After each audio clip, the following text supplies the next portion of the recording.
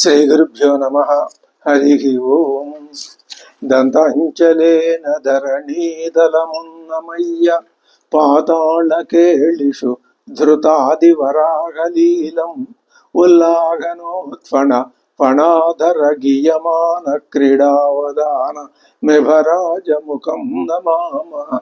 అమరీ కబరీ భార భ్రమరీ ముఖరీకృతం దూరీకరోతు దురితం గౌరీ చరణ పంకజం. ఇందీవరదళ శ్యామం ఇందిరానంద కందళం వందారు జనమందారం వందేగం యదునందనం. వాగర్ధావివ సంపృక్తౌ వాగర్ధ ప్రతిపత్తయే జగతః పితరౌ వందే పార్వతీ పరమేశ్వరౌ. ఆపదామపహర్తారం దాతారం సర్వసంపదాం లోకాభిరామం శ్రీరామం భూయో భూయో నమామ్యహం.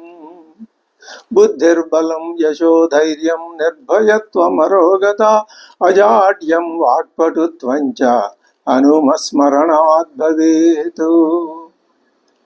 ఆరూఢ భక్తి గుణకుంచిత భావచాప యుక్తైః శివస్మరణ బాణగణైరమోఘైః నిర్జిత్య కిల్బిష రిపూన్ విజయీ సుధీంద్రః సానందమావహతి సుస్థిర రాజ్యలక్ష్మీం.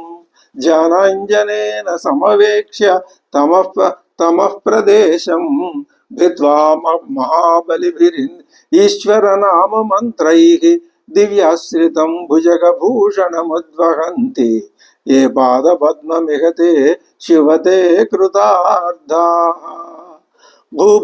భూధారతాముదవహద్యదపేక్షయా శ్రీభూధార ఏవ కిమతః సుమతే లభస్వ.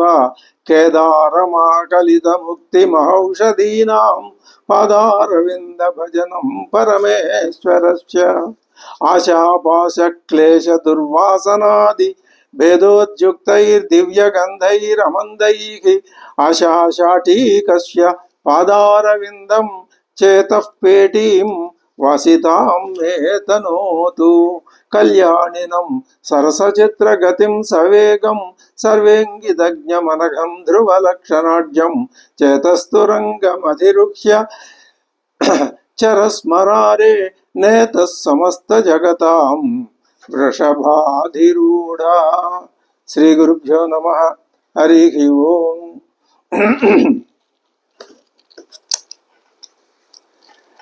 ఆ సైన్యం అక్కడి నుంచి ప్రయాణం చేసి దక్షిణాభిముఖంగా వెడుతోంది. ఆ పరివారం ప్రయాగ తీర్థ సమీపంలో ఉన్నటువంటి భరద్వాజుని ఆశ్రమానికి దగ్గరగా వచ్చింది. సైన్యాన్ని పరివారాన్ని ఆశ్రమానికి దూరంగానే నిలిపి కొంచెం దూరంగా భరతుడు వశిష్ఠుణ్ణి ముందుంచుకొని మంత్రులతోటి తల్లులతోటి కలిసి ఆశ్రమ ప్రాంగణంలోకి వచ్చాడు. వశిష్ఠుణ్ణి చూడగానే భరద్వాజుడు ఎదురు వెళ్ళి అర్ఘ్యపాద్యాదులతో పూజించాడు. పూజించి లోపలికి ఆహ్వానించి తీసుకొచ్చాడు. భరతుడు భరద్వాజమునికి నమస్కారం చేశాడు. భరతుని దశరథ మహారాజు కుమారుడిగా వశిష్ఠుడు భరద్వాజుడికి పరిచయం కూడా చేశాడు. దశరథుడు అప్పటికే గతించాడన్న విషయం భరద్వాజుడికి తెలుసు. ఆయన అందుకని ఆ విషయాన్ని గురించి ప్రశ్నించలేదు. అయోధ్య నగరవాసుల క్షేమం, భరతుడి క్షేమాన్ని గురించి అడిగాడు. భరతుని రాకకు కారణమేమిటి అని అడిగాడు. సుషువేయమమిత్రగ్నం కౌసల్యానందవర్ధనం భ్రాత్రా సహ సభార్యో యః చిరం ప్రవ్రాజితో వనం. నియుక్త స్త్రీ నియుక్తేన పిత్రాయోసౌ మహాయశాః వనవాసి భవేతి ఇహ భవయితి ఇహ సమాః కిల చతుర్దశ. కచిన్న తస్యాః పాపస్య పాపం కర్తుమిహేచ్ఛసి అకంటకం భోక్తుమనః రాజ్యం తస్యానుజస్య చ. భరత, నీ తండ్రి అయినటువంటి దశరథ మహారాజు గారు రాముణ్ణి 14 సంవత్సరాల పాటు వనవాసానికి పంపించాడు కదా. పాపరహితులైన రామలక్ష్మణుల విషయంలో నిష్కంటకంగా రాజ్యాన్ని అనుభవించాలనే కోరిక నీకేమైనా కలిగిందా? అందుకని నువ్వు ఏదైనా పాపకార్యం చెయ్యాలి అని అనుకుంటున్నావా? అలా ఏం అనుకోవట్లేదు కదా అన్నాడు భరద్వాజుడు. ఆ మాటలు భరతుడికి కర్ణ కంటకాలైనాయి. అతడు దుఃఖంతో బాష్పాకులిత నేత్రాలతో భరద్వాజునితో అంటున్నాడు, ఓ మహర్షి, నీ వంటి పుణ్యాత్ముడే ఇలా ఆలోచిస్తే ఇంకా నాకు మరణమే శరణ్యం. నేను నిర్దోషిని. నేను అయోధ్యలో లేని సమయంలో నా తల్లి చేసిన పని నాకు అంగీకార యోగ్యం కాదు. అది నాకు అంగీకార యోగ్యం ఎలా అవుతుంది? ఆమె మాటల్ని చేతల్ని నేను అంగీకరించను. ఆవిడ్ని అలా చేయమని నేను ఎప్పుడు అడగలేదు. నేను మాతుల గృహంలో ఉండగా ఇదంతా జరిగింది. మా తల్లిగారే నడిపించినట్లుగా ఈ 2 వరాలు కోరినట్లుగా నాకు తెలిసింది. అందుకు నేను సంతోషించటం లేదు. నేను ఇప్పుడు శ్రీరాముడి దగ్గరికి వెళ్తాను. వెళ్ళి ఆయన అనుగ్రహాన్ని కోరుకుంటాను. కోరుకొని మళ్ళీ ఆయన్ని అయోధ్యకు తీసుకువచ్చి పట్టాభిషిక్తుడిని చేస్తాను. ఇది నా సంకల్పం. ఇందుకోసం నేను రాముడి దగ్గరికి ఇప్పుడు ప్రయాణమై వెడుతున్నాను. రాముడు ఇప్పుడు ఎక్కడున్నాడో చెప్పి మీరు నాకు సహాయం చేయండి అని తన మనస్సులో ఉన్నటువంటి తన యొక్క నిష్కల్మషత్వాన్ని, తన యొక్క కర్తవ్యాన్ని, తన సుదృఢమైన నిర్ణయాన్ని భరద్వాజుడి ముందు విడమర్చి చెప్పాడు భరతుడు. అని ముకుళిత హస్తుడు అయినాడు. హస్తుడై ప్రార్థించాడు. అప్పుడు ఇక్కడ మనం ఒక విషయాన్ని గమనించాలి. వశిష్ఠ మహర్షి కూడా భరతుడి మంచితనాన్ని వివరించిన తర్వాత భరతుడి యొక్క అంతరంగాన్ని గ్రహించాడు కదా భరద్వాజుడు. సంతోషించి ఆయన అభినందించాడు కూడా. భరతుణ్ణి, ఆయన పరివారాన్ని, సైన్యాన్ని ఆ రాత్రి తన ఆశ్రమంలో విశ్రాంతి తీసుకొని తన ఆతిథ్యం స్వీకరించమని కోరాడు. సీతాలక్ష్మణ సమేతుడై శ్రీరాముడు చిత్రకూటంలో ఆశ్రమం నిర్మించుకొని నివసిస్తున్నాడని కూడా చెప్పాడు. ఆ రాత్రి భరత పరివారానికి భరద్వాజ మహర్షి గొప్ప విందు ఏర్పాటు చేసి సంకల్పించాడు. భరతునికి మహర్షి కోరికను అంగీకరించగా తప్పలేదు. అప్పుడు భరద్వాజ మహర్షి అగ్నిగృహంలో ప్రవేశించి నిర్మలమైన మనస్సుతో విశ్వకర్మని, మరి ఇంకా దిక్పాలకుల్ని, అప్సరసల్ని, యక్షుల్ని, గంధర్వుల్ని అందరినీ ఆవాహన చేశాడు. వాళ్ళంతా మహర్షి యొక్క ఆవాహనను మన్నించి వచ్చారు. వచ్చి ఆయన చెప్పిన పనులన్నీ చేశారు. ఏం చేశారు? రాజపరివారానికి యోగ్యమైన భవనాలు నిర్మించారు, సరోవరాలు నిర్మించారు, క్రీడా స్థలాలు నిర్మించారు. అప్పటికప్పుడు సంకల్ప మాత్రం చేతనే సృష్టించారు. చీనాంబరాలు, పిండి వంటలు, భోజన పదార్థాలు, పలు రకాల పానీయాలు ఇవన్నీ సిద్ధమయ్యాయి. అప్సరసల నృత్యం, గంధర్వుల గానం అతిథులకు ఆనందాన్ని కలిగించాయి.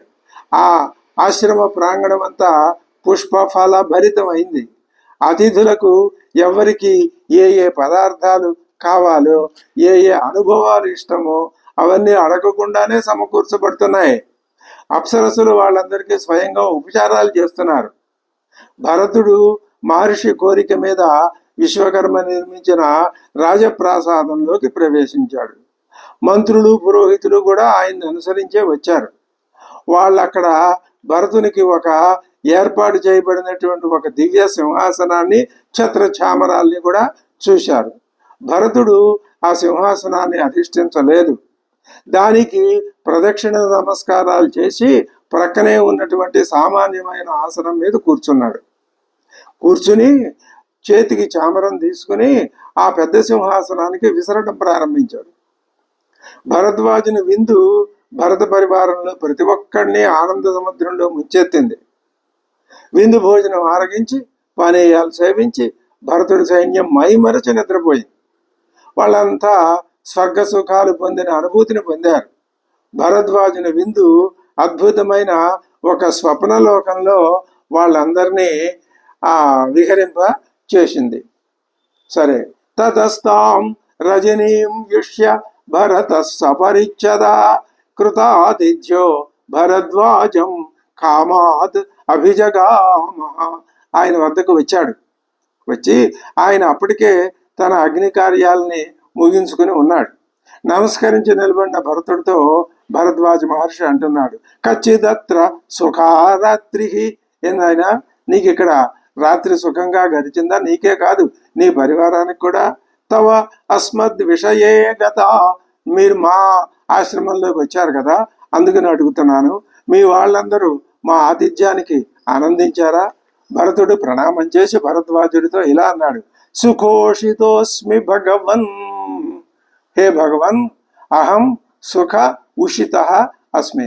హాయిగా నివసించాను స్వామి మీ ఆశ్రమంలో. సమగ్ర బలవాహన, నా బలాలు నా వాహనాలు అన్నీ కూడా తర్పిత సర్వకామైశ్చ సామాత్యో బలవత్వయ సర్వకామై తర్పిత. మేము అనుకున్న ఆ కోరికలన్నీ మాకు నెరవేరినాయి. మేము ఏమేమి ఆశించామో అవన్నీ మీరు మీ పరిజనం మాకు అందించారు. ఆశ్రమం తస్య ధర్మజ్ఞ ధార్మికస్య మహాత్మనః ఆచక్ష్వ కథమో మార్గ కియానితి చ శంసమే. స్వామి, మా అన్నగారైన శ్రీరామచంద్రుడు ఆయన ధార్మికుడు, ధర్మజ్ఞుడు. ఆయన ఎక్కడ ఏ ఆశ్రమంలో ఉన్నాడు, ఆ ఆశ్రమం ఎక్కడుందో మాకు చెప్పండి. కథమో మార్గ కియానితి చ, ఎంత దూరం ఉంటుంది ఇక్కడి నుంచి? భరతునిలో ఉన్న ఆ భ్రాతృ దర్శన లాలసని గమనించి భరద్వాజ మహర్షి అంటున్నాడు, భరత, అర్ధతృతీయేషు యోజనేషు అజనే వనే చిత్రకూట ఇది గిరి తత్ర రమ్య నిర్జర కానన.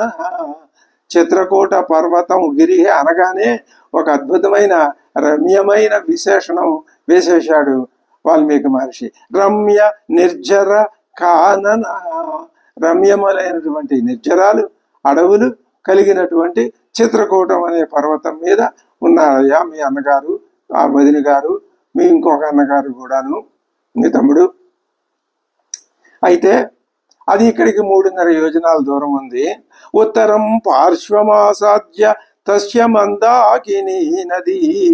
ఈ మందాకిని అనే ఒక నది పేరు ఉంది కదా, ఆ నది యొక్క ఉత్తర పార్శ్వం ఆసాద్య పుష్పిత ద్రుమ సంచన్న రమ్య పుష్పిత కానన. అక్కడ ఉన్నది ఆ మందాకిని నది ఒడ్డున. ఎలా ఉంది? పుష్పిత ద్రుమ సంచన్న, పుష్పించినటువంటి చెట్ల చేత కప్పబడిపోయి ఉంటుంది. రమ్య పుష్పిత కానన. అనంతరం తత్సరిత చిత్రకూటశ్చ పర్వత తయో పర్ణకుటీ తాత తత్ర తౌ వసతో ధ్రువం. అక్కడి నుంచి మీరు వెళ్ళినట్లయితే చిత్రకూట పర్వతం వస్తుంది నాయన, అక్కడ మీ అన్నగారు తప్పనిసరిగా అక్కడే ఉంటున్నారు. నువ్వు యమునా నది దక్షిణం వైపు ఒడ్డుకు వెళ్ళగానే అక్కడ నీకు 2 మార్గాలు కనిపిస్తాయి. అందులో నువ్వు కనిపించిన మార్గాల్లో ఎడమ వైపు మార్గం ద్వారా ముందుకు వెళ్ళు నీ సైన్యాన్ని నడుపుకుంటూ. తతో ద్రక్ష్యసి రాఘవం, అక్కడ నీకు రాఘవుడు కనిపిస్తాడు అన్నాడు. ఇక ప్రయాణం ప్రారంభం కాక ముందు కౌసల్యాదేవి మిగిలిన రాణుల గురించి భరద్వాజ మహర్షి వాళ్ళు కూడా వచ్చి ప్రదక్షిణ నమస్కారాలు మహర్షికి చేశారు. కౌసల్య, ఆ నమస్కరించిన కౌసల్య ఎలా ఉంది? వేపమాన కృష దీన, ఆవిడ చిగురుటాకులా వణికిపోతుంది. ఏమిటి ఆవిడ యొక్క ఆ వణికిపోవటానికి కారణం అంటే పుత్ర వియోగం. అది మహాఘోరమైనటువంటి బాధ, దుఃఖం. అది ఒక రోజుతో కొంతకాలంతో తీరేది కాదు. మళ్ళీ పుత్ర దర్శనం అయ్యే వరకు ఆ వియోగం, దుఃఖం అలాగే ఉంటుంది. అది ఆ మహాతల్లి యొక్క అది పూర్వపుణ్య సుకృతం కావచ్చు, మరేదైనా కావచ్చు. సుకృతం ఎందుకని? ఆమె సాక్షాత్తు పరమాత్మనే తన గర్భంలో ధరించి కన్నది. ఆ సంగతి ఆమెకు తెలుసును.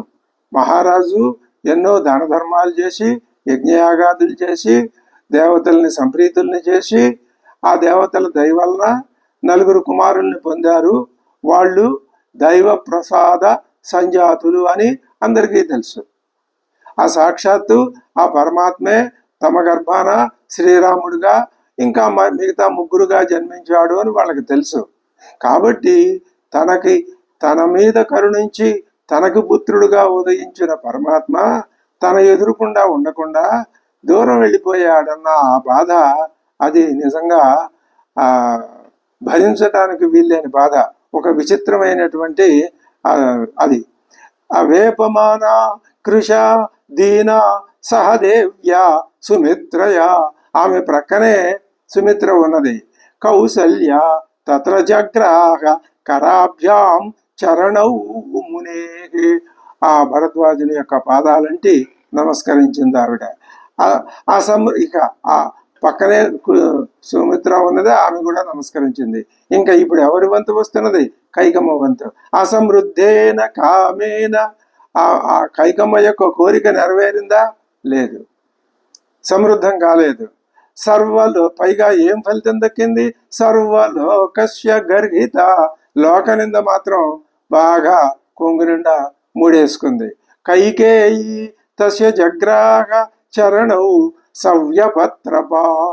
వ్యపత్రప, సిగ్గుతో తల వంచుకొని తాను చేసినటువంటి అకృత్యానికి బాధపడుతూ ఆమె మహర్షి యొక్క పాదాలు రెండు తాకి నమస్కారం చేసింది. ఇది ఇప్పుడు కైకమ్మ యొక్క ఆ దుఃఖస్థితి నుంచి ఆమెకు విముక్తి. ఆమె ఇప్పుడు ఆ దుష్టభావం నుంచి విడివడిపోయింది. ఆమెలో ఇంకా తనకి రాజ్యాకాంక్ష కానీ లేకపోతే నిజంగా శ్రీరాముడు అడవుల్లో ఉండాలి అన్న కానీ ఆ కోరికలు ఇప్పుడు లేవు. అసలు మొదట లేవు ఆమెకు. ఆమె నిజంగా ఆలోచిస్తే శ్రీరాముడికి బాల్యంలో విలువిద్యా రహస్యాలు నేర్పినటువంటి మహాసాధ్వి, మహాజనని ఆమె. అటువంటి కైకమ్మ ఒక విధి విచిత్ర నాటకంలో ఒక చిన్న విశేష పాత్ర నిర్వహించవలసి వచ్చింది. దీన్ని ఎలా పోల్చవచ్చు? వైకుంఠంలో శ్రీ మహావిష్ణువు ఉండగా ద్వారపాలకులైనటువంటి జయ విజయులు ఆ ద్వారకా పాలకత్వాన్ని నిర్వహిస్తుండగా సనక సనందనాథులు వచ్చారు. అయితే వాళ్ళ పాత్ర అక్కడ కేవలం తమ మీద ఉన్నటువంటి ఒక అపచెప్పబడిన బాధ్యతని వాళ్ళు శపించటానికే వచ్చారు. శాపం అంటే అర్థం ఏమిటి? ఇక్కడ నిజంగా లేని జీవుడు నేను ఉన్నానని అనుకుంటున్నాడు కదా బాబు, నువ్వు ఉండటం అనే మాట అబద్ధం అని తెలియజెప్పటం కోసం పరమాత్మ ఆడిన ఒక మాయా నాటకము అని వేదాంతాన్ని బట్టి మనం గ్రహించవచ్చును. అదిగో ఆ బాధ్యతను నిర్వహించడానికి సనక సనందనాది ఋషులు అక్కడికి వచ్చారు. అదే విధంగా కైకమ్మ కూడా అసలు ఆమెకు మందర వచ్చి, అమ్మా ఏమి నువ్వు పడుకున్నావు, లే అవతల నీ కొంప మునిగిపోతుంది, పట్టాభిషేకం జరగబోతోంది రాముడికి అంది ఆవిడ. ఆ మాట విని ఆమెకు పట్టరానంత ఆనందం కలిగింది. అది సహజమైన కైక యొక్క లక్షణం. ఇంకా తర్వాత మందర దుర్బోధ వల్ల జరిగింది కథంతా ఇప్పటిదాకా. ఇప్పుడు ఆ పాప పంకిలం వదిలిపోయింది. మళ్ళీ యథాపూర్వంగా కైకమ్మ ఇప్పుడు ఆ గ్రహణం విడిచిన, అలా అని వాల్మీకి అనలేదు, మనం అనుకోవచ్చు. ఇది అజ్ఞానంతో ఉన్నటువంటి జీవుడు ఆ అజ్ఞానం యొక్క ఫలితాన్ని అనుభవించేటప్పుడు ఇది అజ్ఞానం అనుకోడు, మరి లేకపోతే తాను చేసేది పొరపాటని అనుకోడు. ఏమనుకుంటాడు? అది తాడు అని పొరపాటును కూడా అనుకోడు, సర్పమే అనుకుంటాడు. భయంతో చెమట్లు పడతాయి, వణికిపోతాడు, నోరు ఎండిపోతుంది. ఇలా ఎన్ని జీవితాలు ఎన్ని జన్మలు గడుస్తాయో తెలియదు. కానీ ఎవరో ఒక మహానుభావుడు వచ్చి చెప్తే అప్పుడు అది తాడు అని తెలిస్తే ఆ చింత కాస్త పోయి అతనికి స్వస్వరూప జ్ఞానం కలిగినట్లుగా అమ్మవారికి అతఃపూర్వం ఉన్నటువంటి పవిత్రమైన మనస్తత్వం, శ్రీరాముడు పరమాత్మ, నేను ఆయనకు తల్లిని అన్న భావన ఆమెలో మళ్ళీ ఇప్పుడు వచ్చింది. ఇది మనకి స్పష్టంగా కనపడుతూ ఉన్నటువంటి విషయం. అసమృద్ధేర్ అయితే వాల్మీకి ఎక్కడ ఆ మాట సూటిగా చెప్పలేదు, కానీ మనం భావించాలి. ఆయన కేవలం కథ చెప్తాడంతే. ఏ విషయాన్ని అబ్బాయి మీరు ఇక్కడ ఇలా ఆలోచించండి, ఇలా చూడండి అని చెప్పడు. చెప్పవలసిన చోట ఎక్కడో ఒక చోట అర చోట చెప్తాడు, లేకపోతే లేదు. కానీ మనం ఆలంకారికులు చెప్పినటువంటి ధ్వని యొక్క మర్యాదల్ని బాగా క్షుణ్ణంగా చదివి, ధ్వని అంటే ఏమిటో, అది ప్రధాన ధ్వని కావ్యం ఏదో, రామాయణం ఏ విధంగా ధ్వని ప్రధాన కావ్యమో గ్రహించుకొని ఆయా భావాల్ని మనం తెలుసుకొని అందులో నుంచి భేదించి పట్టుకొని ఆనందాన్ని పొంది ఆ ఆనందాన్నే మనం మోక్ష ప్రాప్తికి మార్గంగా, పరమానందంగా, బ్రహ్మానందంగా మార్చుకోవాలి. దీనికి ఒక జన్మ కాదు, ఎన్ని జన్మలైనా పట్టనీయండి. ఇదే మానవుని యొక్క ప్రయత్న విధానం. ఇంతకంటే నాణ్య పంథాయ నాయ విద్యతే, వేరొక మార్గం లేదు. తం ప్రదక్షిణమాగమ్య భగవంతం మహామునిం అదూరాద్ భరతస్యైవ తస్థౌ దీన మనస్తదా. ఆమె కూడా వచ్చి భరద్వాజుడికి నమస్కరించి మళ్ళీ 2 అడుగులు వెనక్కి వెళ్ళి భరతుని ప్రక్కనే, కొడుకు ప్రక్కనే నిలబడింది.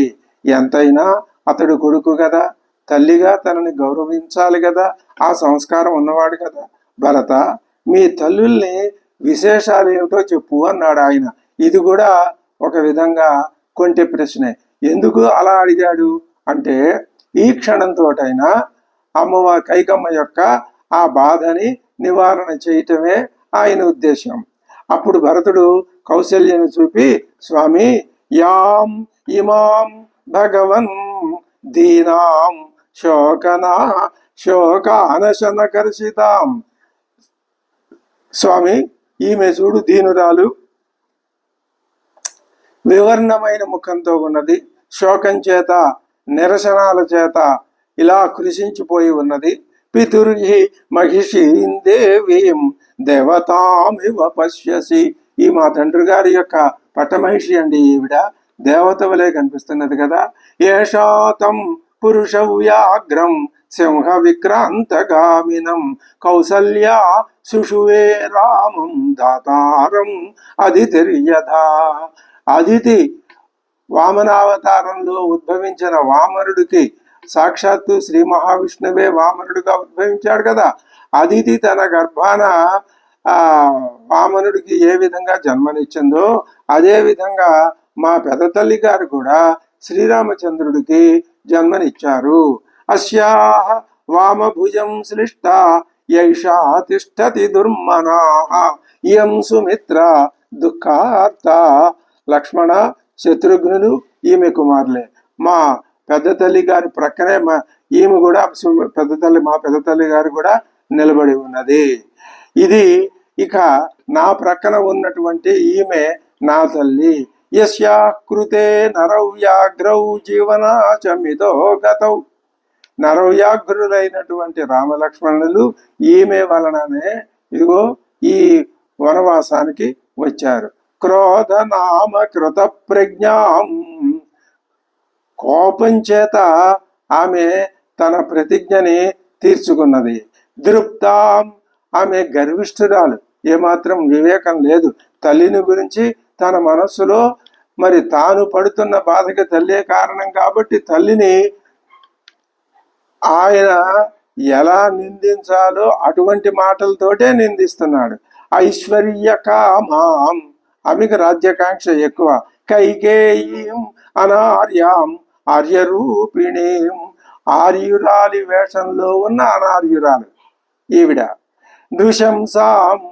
నృశంసురాలు, క్రూరాత్మురాలు. పాప నిశ్చయాం యతో మూలం హి పశ్యామి వ్యసనం మహదాత్మన.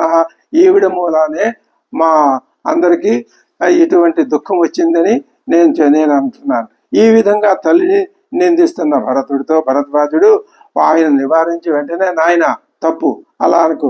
నా దోషేణావగంతవ్యా కైకేయీ భరతత్వయా. భరత, నువ్వు దోషంతో మీ తల్లిగారిని ఆ దోషపూరితమైనటువంటి ఆరోపణలు చెయ్యకు.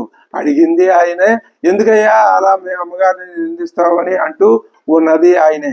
ఇదే విచిత్రం అంటే, రామ ప్రవ్రాజనం హ్యేతతు సుఖోదర్కం భవిష్యతి. అందుకు రాముని యొక్క వనవాసం కల్పించింది ఎవరు? మీ తల్లిగారు. అది నువ్వు మీ తల్లిగారిని నిందించుకో. అది ఆ రామ ప్రవ్రాజనం ఎలా పరిణమిస్తుంది అంటే, సుఖోదర్కం, సుఖప్రదంగా, శుభప్రదంగా. ఎవరికి శుభప్రదం? అందరికీ, లోకాలన్నింటికీ శుభాన్ని కలిగించేది అవుతుంది. ఏది? రామ ప్రవ్రాజనం. ఎవరది దానికి కారణం? పేరుకి దశరథుడే, కానీ మూల కారణం కైకమ్మ. కాబట్టి లోకానికి ఎంత మేలు చేస్తున్న మీ అమ్మను నువ్వు ఎందుకు నిందిస్తున్నావు? ఇప్పుడు భరద్వాజుని యొక్క ఈ యోగ్యతా పత్రంతో ఆయన ఇప్పుడు వాల్మీకి స్పష్టంగా సూటిగా చెప్పించాడు. కైకమ్మ పాత్ర ఇది విధి చేత తెచ్చిపెట్టబడినటువంటి దుర్దశ మాత్రమే. అంతేకాని కైకమ్మ స్వతహాగా అటువంటి స్వభావం ఉన్నది కాదు. ఆమె శ్రీరాముని యొక్క ఆ కన్న తల్లి కంటే మించిన తల్లి, అటువంటి మహానుభావురాలు. కానీ దైవ కార్యం నెరవేర్చడంలో ఒక సమిధలాగా వాడబడింది. దేవానాం దానవానాంచ ఋషీణాంచ భవితాత్మనాం హితమేవ భవిష్యద్ధి రామ ప్రవ్రజనాదిగా. అది ఏమిటి శుభోదర్కం రామయ ప్రవ్రజనం వలన అంటే, దేవానాం, దేవతలకి మేలు. ఎందుకని? ఆ దేవతలంతా రావణాసురుడి బాధలు పడలేక కథాపరంగా వాళ్ళు చాలా బాధలు పడుతున్నారు. దానవానాంచ, దానవులకి మేలు. ఎందుకని? వాళ్ళు ఈ అకృత్యాలు చేసి చేసి విసుగెత్తిపోతున్నారు. అది ఇంకా ఆ దానవ జాతి ఆ విధమైనటువంటి అకృత్యాలకి స్వస్తి చెప్తారు. ఆ విధంగా వాళ్ళు పరమాత్మకి దగ్గర అవుతారు. కాబట్టి ఇది వాళ్ళకి మంచిదే. దానికి ఆ దానవులు తమ యొక్క అకృత్యాలని ఆపటానికి ఒకనొక నిమిత్త కారణం కావాలి. అది రామ ప్రవ్రాజనం. అందులో కొంతమందికి శిక్ష పడవచ్చు. విభీషణాదులు లాంటి వాళ్ళు దాంట్లో నుంచి బయటపడతారు. ఋషీణ అంచ, దేవతలు ఋషులు ఇద్దరు ఒకటే. అది హితమేవ భవిష్యద్ధి, వాళ్ళందరికీ హితమే జరుగుతుందయ్యా. ఆ తర్వాత ఇక అక్కడి నుంచి బయలుదేరాడు. ఈ సంఘటన ముగిసింది. అక్కడి నుంచి బయలుదేరాడు భరతుడు. భరద్వాజుడు వెళ్ళిరమ్మని అనుమతి ఇచ్చాడు. అందరూ బయలుదేరారు. క్రమంగా ఆ సేన ఒక మహావనంలో ప్రవేశించింది. మహావనంలో ప్రవేశించి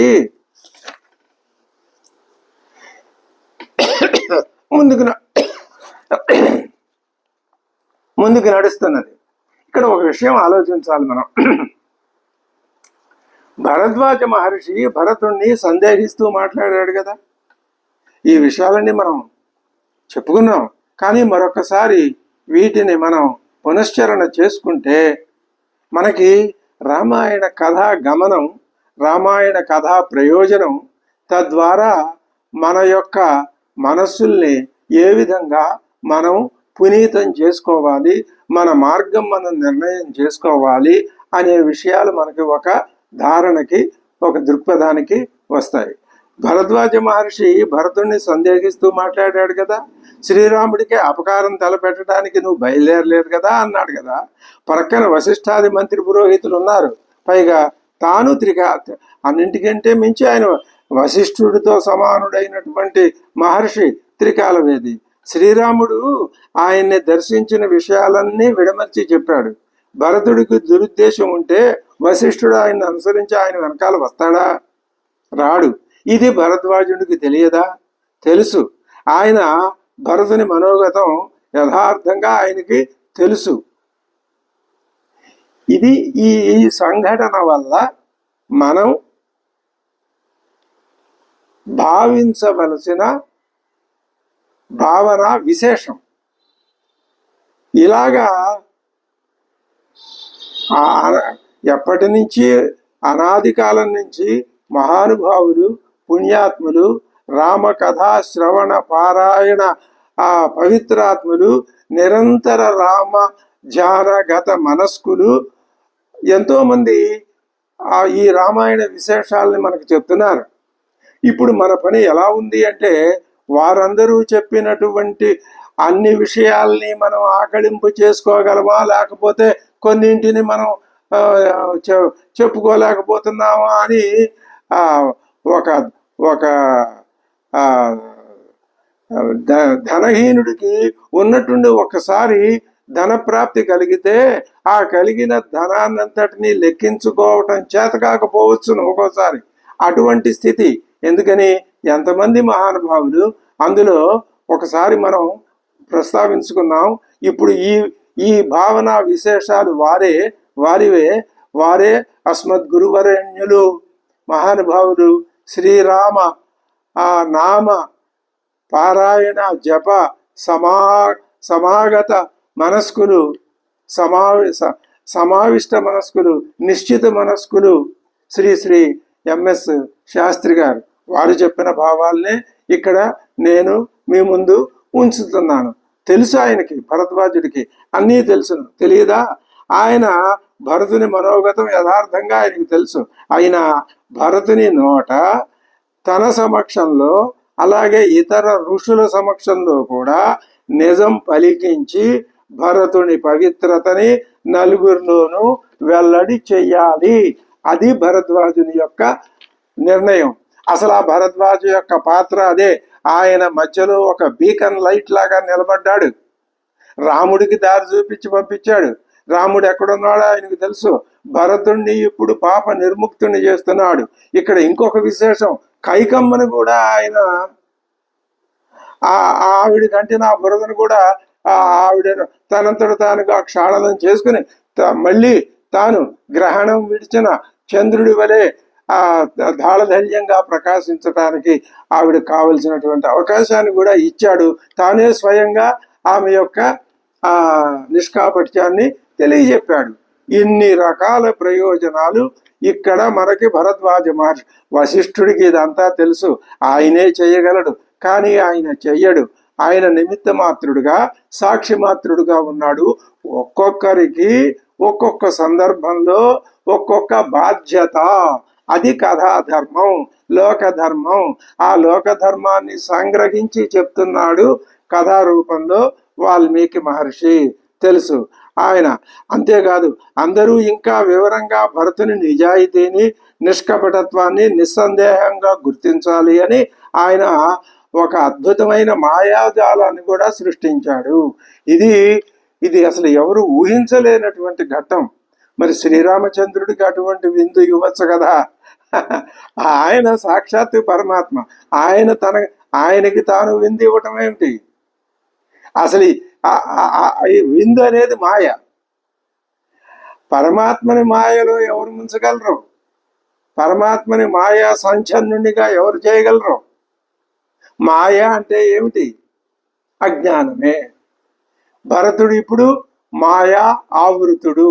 అజ్ఞానం చేత నిండుగా ఆపాద మస్తకం అజ్ఞానంతో నిండిపోయి ఉన్నాడు. అటువంటి భరతునికి ఆ మాయా స్వరూపాన్ని అవగాహన చేస్తే అతడిలో ఉన్నటువంటి పరమాత్మ, అది ఎప్పుడూ ఉన్నది, అది లోక ప్రకటన కావాలి. భరతుడు అజ్ఞానంలో ఉన్నాడు అంటే ఆయన శ్రీరామచంద్రుడి మీద ఆయన పరమాత్మ తత్వాన్ని తెలియని వాడని అర్థం కాదు అని లోకం అనుకుంటోంది. లోకం యొక్క ఆ దృష్టిని మార్పు చెయ్యాలి. ఇక్కడ 3 రకాలైనటువంటి మహోన్నత కృత్యాలు నిర్వహించాడు భరద్వాజ మహర్షి. కాబట్టి అయోధ్యాకాండ అంతా కూడా కీలకమైన ఘట్టాలు ఇక్కడ జరుగుతున్నాయి. కాబట్టి ఇది భరద్వాజ మహర్షి యొక్క గొప్పతనం. ఆయన అక్కడ ఏం చేశాడు? మాయాజాలంతో సృష్టించి రాజభవనాలు, అప్సరసలు, రాజభోగాలు, విందులు, విలాసాలు ఎన్నో భరతుని ఎదుట అలా అలా అలా ప్రదర్శింపజేశాడు. ఈ మాయ అనే విషయానికి శంకర భగవత్పాదులు ఒక అద్భుతమైన 2-3 చోట్ల ఒక అద్భుతమైనటువంటి ఇది ఇచ్చారు. ఒక మాయావి మాయ అంటే మెజిషియన్, మ్యాజిక్ చేసే అతను అనమాట. అతను ఏం చేశాడు, రాజుగారి దగ్గరికి వచ్చి చెప్పాడు, ఒక ఒక త్రాడుని ఇలా పైకి విసిరేశాడు, అది గాలిలో నిలబడింది. తాను ఖడ్గధారి అయి పైకి వెళ్ళి, నా శత్రువులు నన్ను యుద్ధానికి పిలుస్తున్నారు, నేను వెడుతున్నాను, ఇదిగో ఇక్కడ నా భార్య వీళ్ళు ఉన్నారు, వీళ్ళని తమరే కాపాడాలి అని రాజుగారికి అప్పచెప్పి, ఎంత నాటకం ఇదంతా మాయా అంటే ఇదే. ఇలాంటి మాయా ఒకసారి కొంత కాలం వెనక భారతదేశంలో ఉన్నది అని శంకర భగవత్పాదులు రికార్డు చేశారు. కాబట్టి ఆయన వెళ్ళాడు, అమాయావి పైకి వెళ్ళాడు. అక్కడి నుంచి అతడి కత్తి, అతడి మాంసం, అతని శరీర భాగాలు కింద పడిపోయినాయి. ప్రజలందరూ హాహాకారం చేస్తున్నారు. ఇంతలో మహారాజు గారి దగ్గరికి వచ్చి ఆ మాయావే నమస్కారం చేసి, అయ్యా ఏది నా భార్య, ఏది నా పిల్లలు, అదిగో వాళ్ళు అక్కడే ఉన్నారు. అయ్యా నా గారడీ చూశారు కదా మీరు, నాకు ఏదైనా ఇప్పించండి, నేను స్వీకరించి నేను తమరి దగ్గర తీసుకుని వెళ్ళిపోతాను అన్నాడు. ఇది మాయ, అదంతా మాయ. వాడు తాడు ఎగరేయటం, పైకి వెళ్ళటం, ఇదంతా. అలాగే గంధర్వ నగరం అనే ఇంకొక మాట చెప్పారు. గంధర్వ నగరం అంటే ఆకాశంలో పెద్ద నగరం. ఈ కనిపించే భూమి అంతా గంధర్వ నగరమే అని అద్వైతం సాక్షాత్తుకు, అద్వైత వేదాంతం, ఉపనిషత్తు, దశోపనిషత్తులు కంఠోక్తిగా ఘోషిస్తున్నాయి. గంధర్వ నగరం ఎక్కడుంది? ఆ భూమి మీద ఉంది. భూమి ఎక్కడుంది? ఆకాశంలో ఉంది. గంధర్వ నగరం అంటే అర్థం ఏమిటి? ఆకాశంలో గంధర్వుల్ని నిర్మించిన నగరం. అది నిజంగా ఉందా పాడా? లేదు కదా. అలాగే ఈ భరద్వాజ మహర్షి, ఈయన అన్ని విధాలా పరమాత్మతో సమానమైన వాడే. ఈయన గంధర్వ నగరాన్ని సృష్టించాడు. ఎన్నో విందులు విలోసాలు, ఇంకా కళ్ళు మూసుకుని కలలు కనేవాడికి ఎన్నైనా కనిపిస్తాయి.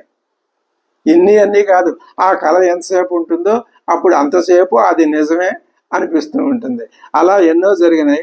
ఒక రాజసింహాసనం, అలాగే దాని ప్రక్కన ఇంకొక సామాన్య సింహాసనం చూపించాడు. భరతుని హృదయంలో ఏ మూలైనా ఇది పరీక్ష. రాజభోగ కళలో కూడా రాజభోగం. అది అక్కడి నుంచే ఈ మాట వాడుకలోకి వచ్చింది. నేను కల్లో కూడా అనుకోలేదు అంటే, అనుకునే కోరిక ఏమాత్రం ఏ మూల ఉన్నా మనసులో అది కల్లో అనుకుంటాడు వాడు. నేను అది కల్లో కూడా అనుకోలేదంటారు. అలాగా ఈయన ఆ కళ కాదు, ఇది నిజమే వాళ్ళందరి దృష్టిలో. సరే, రాజభోగ వాంఛ ఉన్నట్లయితే ఆ సమయంలో ఆయన వెళ్ళి ఆ పెద్ద సింహాసనం మీద కూర్చుని ఉండేవాడు. ఇది దేనికి సూచన?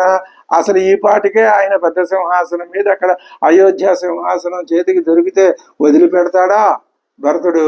ఆయన యొక్క ఆ స్వభావ సిద్ధమైన అంతరంగం మనకి ఇక్కడ స్పష్టంగా తెలుస్తుంది. కానీ మక్కువ చూపలేదు. కనీసం రాజసింహాసనం మీద కూర్చొని కూడా లేదు. ప్రక్కనున్న సామాన్య సింహాసనం మీద కూర్చొని చామరంతో ఆ మహాసింహాసనానికి విసిరాడు. భరతుని దృష్టిలో అది రాముడికి చెందిన రాజసింహాసనం కాబట్టి ఇక్కడ భరతుని ప్రవర్తన ఎలా ఉంది? రామభక్తుడుగా ఉంది, రామ సేవకుడుగా కానీ ఉన్నది తప్ప ఆయన మనస్సు రాజభోగాల మీద కానీ రాజ్యకాంక్ష ఆయన రాజభోగాల మీద పోలేదు. రాజ్యకాంక్ష ఆయనకి మనసులో కలగలేదు. కేవలం ఈ విషయం లోకానికి ప్రకటితం కావటం కోసమే భరద్వాజుడు ఏర్పాటు చేసినటువంటి విందులు వినోదాలు అనే విషయాన్ని మనం సహేతుకంగా సాకల్యంగా గ్రహించాం. ఆ మహావనంలో ఆ మహాసేన నెమ్మదిగా ముందుకు కదులుతోంది. అంతటి మహాసైన్యం ముందుకి నిర్భయంగా కదులుతుంటే ఆ ప్రభావం ఎలా ఉంది? వనం మీద పడకుండా ఉంటుందా? పడింది. ఆ మహాసైన్యాన్ని చూచి ఇంతకు ముందు ఎప్పుడు జన్మలో ఇలాంటి గొప్ప సైన్యాన్ని చూడలేదు కాబట్టి మదపుటేనుగులే భీతిల్లి పరుగులు పెట్టేస్తున్నాయి. వన్యమృగాలు కూడా పరిగెత్తి వెళ్ళిపోతున్నాయి. తయా మహత్యా యాయిన్యా ధ్వజిన్యా వనవాసినః అర్ధితాః యుధపాః మత్తాః సయూతాః ప్రదుద్రువుః పరుగులు తీసినాయి. ఎలుగుబంట్లు, చుక్కల దుప్పులు, చుక్కలు లేని దుప్పులు, ఇలాంటివన్నీ కూడా.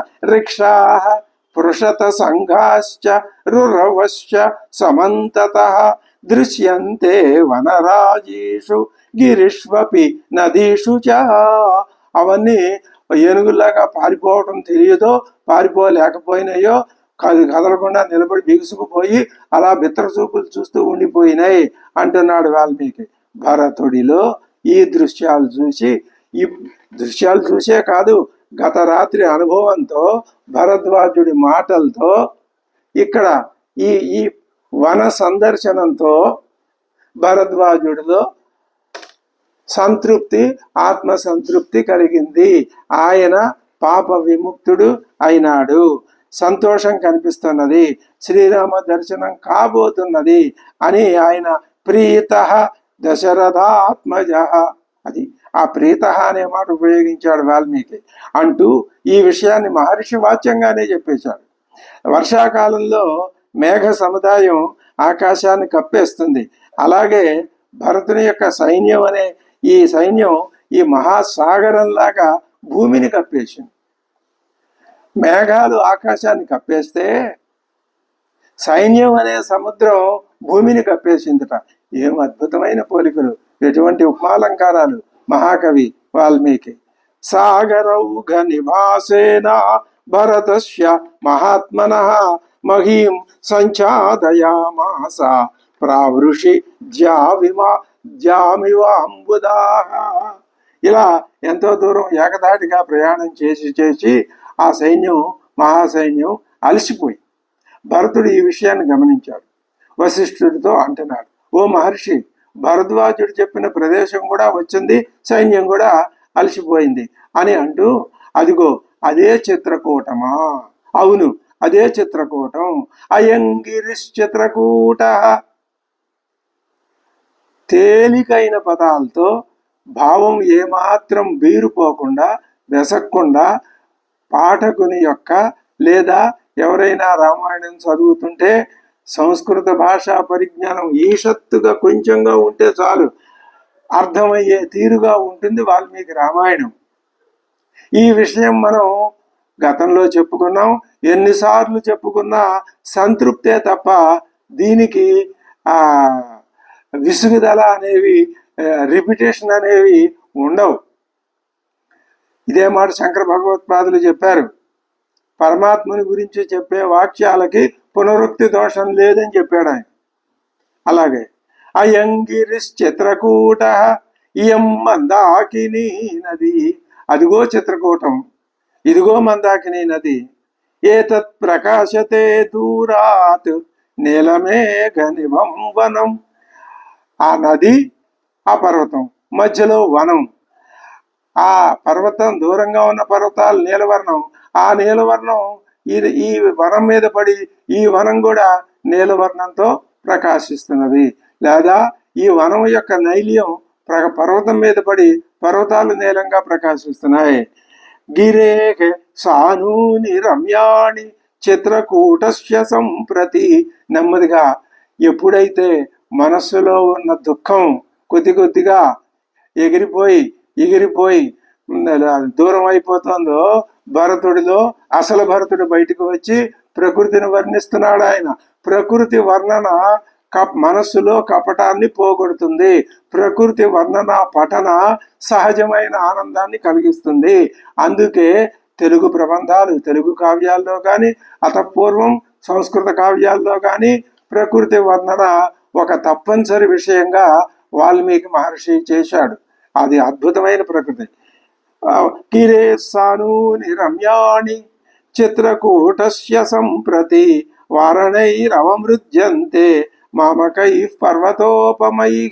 నా యొక్క ఏనుగులు, పెద్ద పెద్ద ఏనుగులు, అవి నడిచి పెడుతూ ఉంటే చిత్రకూట పర్వతం యొక్క సానువులు అవమృజ్యంతే, అవి బాగా నలిగిపోతున్నాయి. సానువులు నలిగిపోతున్నాయి అంటే ఆ ఏనుగుల కాళ్ళ కింద పడిన వస్తువులన్నీ, గడ్డి, చిన్న చిన్న మొక్కలు, వృక్షాలు కూడా అవి మర్దింపబడుతున్నాయి. ముంచంతి కుసుమాన్యేతే నగాగా పర్వత సానుషు నీలాయువ ఆతపాపాయే తోయం తోయధరా ఘనా. మనం ఎట్టి పరిస్థితుల్లోనూ వాల్మీకి చెప్పిన ఈ వర్ణనా శ్లోకాల్ని విడిచిపెట్టుకోలేం. చదువుకోవాలి, ఆ భావన తెలుసుకోవాలి, ఆనందించాలి. ఏ ఒక్క శ్లోకాన్ని మనం విడిచిపెట్టుకోవడం జరగదు. అవసరమైతే కొన్ని కొన్ని చోట్ల కొన్ని శ్లోకాల్ని పరిహరించక తప్పదు. ఇది మనం కొత్తగా చేసే ప్రయత్నమేం కాదు. పూర్వం ఎందరో మహానుభావులు, గొప్ప గొప్ప రామాయణ ప్రవచనకారులు ఈ పని చేశారు. అవసరమైనటువంటి శ్లోకాల్ని అత్యద్భుతంగా విశ్లేషించి చూపించారు. కొన్నింటిని దాటవేసుకుంటూ వెళ్ళారు. కొన్నింటిని రేఖామాత్రంగా స్పృశిస్తూ చెప్పారు. అబ్బా, ఎన్ని రకాలుగా చెప్పారు! ఎంతమంది మహానుభావులు చెప్పారు రామాయణాన్ని! అది మనలాంటి వాళ్ళకి ఒక ఉత్ప్రేరకం కావాలి. ఆ ప్రేరణతోటే మనం ఈ పనిలో ఉన్నాం. అంతే తప్ప మనకి ఏదో ఇది వచ్చును అని, లేకపోతే చెప్పాలి అనేటటువంటి అహమహమిక ఇలాంటివేవి లేవు. కేవలం శక్తికి తగ్గట్టు, శక్తి యుక్తులకి తగ్గట్టు అక్కడ ఉన్న విషయాన్ని అనుకోవటం, చదువుకోవటం, తద్వారా మనం ఒక విలక్షణమైనటువంటి మార్గాన్ని, రామాయణ మార్గాన్ని, అది కూడా రమణీయమైన రామాయణ మార్గాన్ని ఎంచుకున్నాం. కాబట్టి ఏమిటా విలక్షణ రమణీయ రామాయణ మార్గం అంటే అద్వైత దృష్టి. రామాయణంలో అద్వైత దృష్టి ఎక్కడ ఉందండి? చక్కటి కథ, అద్భుతం, ఇలాంటి మాటలు ఉన్నాయి. కానీ రామాయణం వేదవేద్యుడైన పరమ పురుషుడు ఎందుకు వచ్చాడు? అప్పుడు రామాయణం వేదం ఎందుకైంది?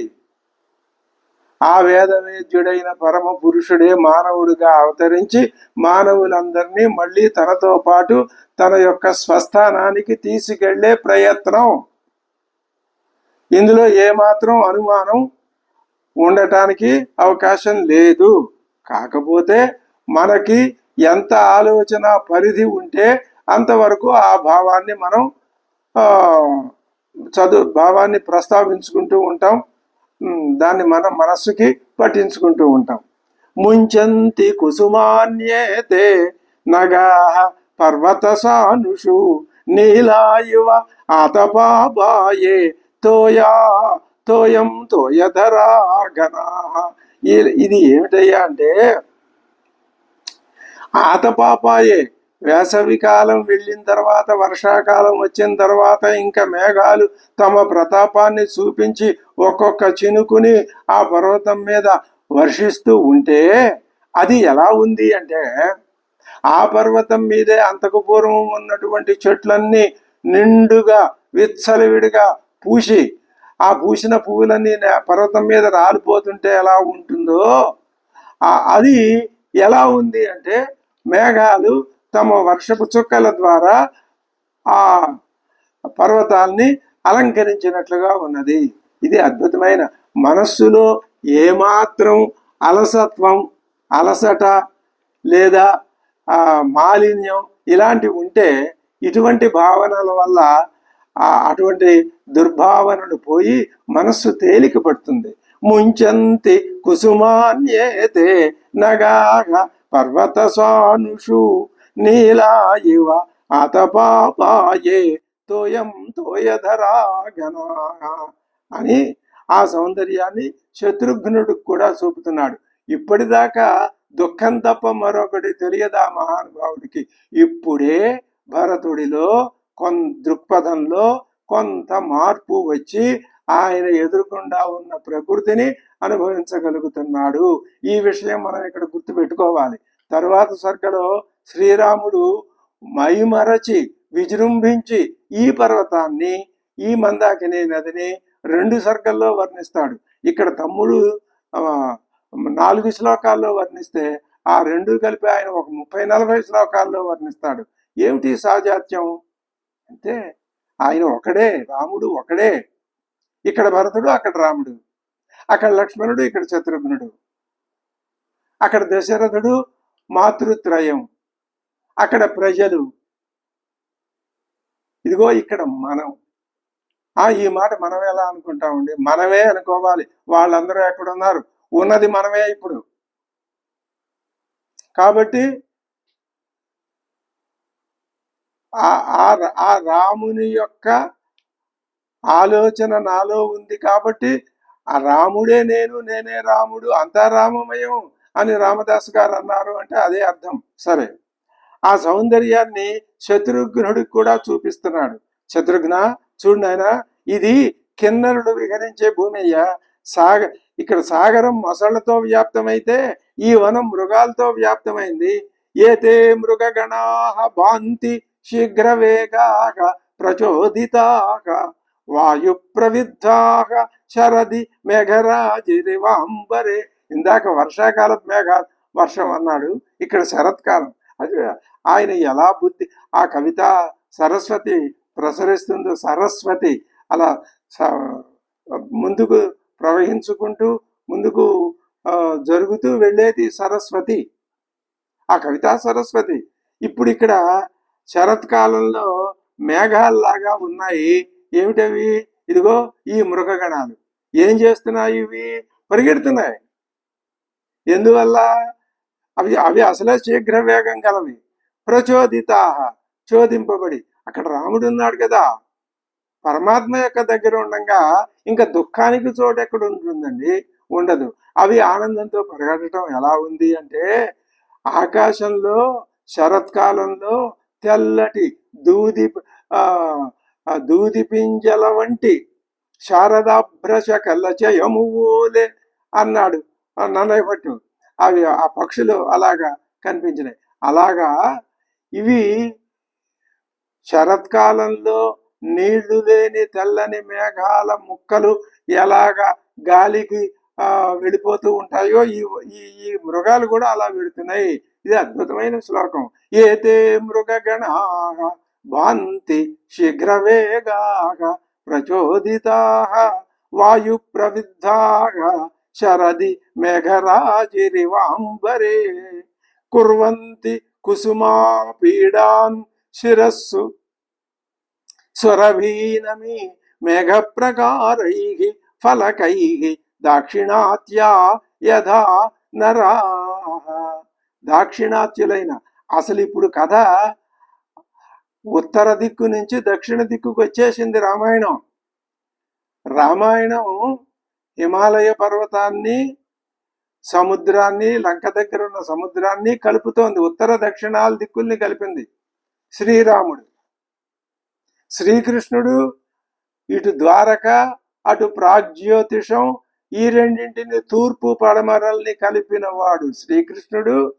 ఉత్తర దక్షిణాల్ని కలిపిన వాడు శ్రీరాముడు శ్రీకృష్ణుడు ఇద్దరు దేశాన్ని ఐక్యపరచి తమ యొక్క ప్రభావం చేత ప్రజలందరినీ ఆ విజ్ఞాన పూరితుల్ని చేసి వారికి మోక్ష మార్గాన్ని ఉపదేశించారు. అక్కడితో ఆపటం కాదు, చెప్పారు, దేశాన్ని ఐక్యపరిచారు, అక్కడితో ఆపటం కాదు. ఒక మెట్టు మనం పైకి వెళ్ళాలి. మోక్ష మార్గాన్ని వాళ్ళు మనకి ప్రబోధించారు. ఇంకొక మాట చెప్పుకోవాలి, ఇంతకంటే పై మెట్టు మాట. వాళ్ళు ఏం చేశారు? మానవ ఈ సృష్టి పరమాత్మ సదేవ సౌమ్యేదమగ్రాసీత్. ఆయన చెప్తున్నాడు కుమారుడితో, మొట్టమొదటి సత్యం ఉన్నదయ్యా, ఇదంతా సత్యనయ్యా, మొదట కాదు, ఇప్పుడు కాదు, ఎప్పుడు అదే ఉంది, అసలు ఇది ఎప్పుడూ లేదు. ఒకవేళ నువ్వు ఉందని అనుకుంటున్నావు అంటే అది ఏం చేస్తోంది? పరమాత్మలో నుంచి బయటకు వచ్చిన దగ్గర నుంచి ప్రయాణం చేస్తోంది. ఎక్కడికి ప్రయాణం? ఒక ఆభరణం ఉంది, ఆ ఆభరణం ఒక కంటే లేకపోతే ఒక కాసుల పేరు, అది ఏం చేసింది? ఆభరణంగా వచ్చింది. మళ్ళీ అది ఎక్కడికి వెళ్ళాలి? బంగారంలోకే వెళ్ళాలి కదా. ఇంకా ఎక్కడికైనా పోతుందా? ఎక్కడికి పోదు, బంగారంలోకే వెళ్ళాలి. ఎందులో నుంచి వచ్చింది అందులోకి వెళ్ళవలసిందే. కార్యం కారణంలో విలీనం, పరిలీనం, ప్రవిలాపనం కావలసిందే. అందుకు ముందు నాయకత్వం వహిస్తున్న వాళ్ళు శ్రీరాముడు శ్రీకృష్ణుడు. వాళ్ళ వెనకాల మనం, ఈ మధ్యలో వశిష్ఠాదులు ఉన్నారో లేదో ఎవరికి తెలుసు? మనం చూసామా వశిష్ఠాదుల్ని? మరి నీకు శ్రీరాముడు మాత్రం తెలుసా? తెలుసు. రాముడు నా మనసులోనే ఉన్నాడు. ఆయన ఎక్కడో లేడు కాదు, అంతటా ఉన్నాడు, నా మనసులోనూ ఉన్నాడు. నేను ఆయన మార్గంలోనే పెడుతున్నాను. మానవ జాతి పరమాత్మలో నుంచి వచ్చి దీని ఆధునిక శాస్త్రజ్ఞులు కూడా మానవుడి ప్రయాణం ఏటు అని ఏవేవో రకరకాల భావాలు చెప్పారు. అదంతా మనకు అప్రస్తుతం. మానవుడు మళ్ళీ అక్కడికే వెళ్ళాలి, మానవుడితో పాటు సృష్టి అంతా వెళ్ళాలి. ఇది పరిణామ సత్యం. కాబట్టి దీనికి మనకి ఆలంబనం ఇక్కడ శ్రీరాముడు. కుర్వంతి కుసుమా పీడాన్ శిరస్సు సురభీనమి మేఘ ప్రకారై ఫలకై దక్షిణాత్యా యథా నరాగ. అది దక్షిణ దిక్కుకు వచ్చేసింది ఇప్పుడు రామాయణం. ఎందుకని? రాముడు దక్షిణ దిక్కుకు వచ్చాడు. ఇది ఎలా ఉంది అంటే, ఆ దాక్షిణాత్యులైనటువంటి స్త్రీ పురుషులు ఏ విధంగా తమ యొక్క కొప్పులలో పుష్పాల్ని ధరిస్తారో, ఈ ఈ ఈ వృక్షాలు వాటి మీద, పర్వతం మీద ఆ పువ్వుల్ని రాల్చి తద్వారా వాటికి కుసుమా పీడాంచిరస్సు, తలలపై పువ్వుల యొక్క బరువుని, పువ్వుల్ని అందంగా అలవోకగా అలంకరించుకునే విధానంగా అవి చూపిస్తున్నాయి. ఇది ఒక ఉత్ప్రేక్ష. ఈ ప్రదేశం అంతా పూర్వం జనసంచారం లేకుండా నిశ్శబ్దంగా ఉండేది ఒకప్పుడు. ఎందుకని? పరమాత్మకు దూరంగా ఉందేనో ఏమో అనుకునే వాళ్ళు ఉంటే అలాగే ఉంటుంది. ఇప్పుడు పరమాత్మ ఇక్కడికే వచ్చాడు కదా, ఆ సంగతి మీకు ఎలా తెలుసు? అదిగో చూడండి, ఈ ఈ చిత్రకూట పర్వతం ఎంత దివ్యమైన తేజస్సుతో వెలుగుతుందో, ఆ వృక్షాలు, ఆ మృగాలు, ఆ మందాకిని నది, ఇవన్నీ ఇంతటి కాంతి నేను ఎప్పుడు గమనించలేదే. ఎందుకు వచ్చింది? పరమాత్మ యొక్క సాన్నిధ్యం వలన వచ్చింది అని మనం భావన చెయ్యాలి. ఇంకొక విషయం కూడా మనం చూడాలి. ఈ ఆధునిక కాలంలో పట్టణాల్లో, నగరాల్లో, పల్లెల్లో జన సంసది అన్నాడు శ్రీకృష్ణ పరమాత్మ. ఆ జన సంసదుల్లో అంటే జన సంపర్కంతో బాగా ఉండిపోవటం వలన వనములు, పర్వతములు, నదులు, ఉదయాలు, అస్తమయాలు, వీటి యొక్క సహజమైన శోభని మానవుడు చూస్తాడేమో తెలియదు, చూసినా దాని యొక్క అందాన్ని గ్రహించలేని ఒకానొక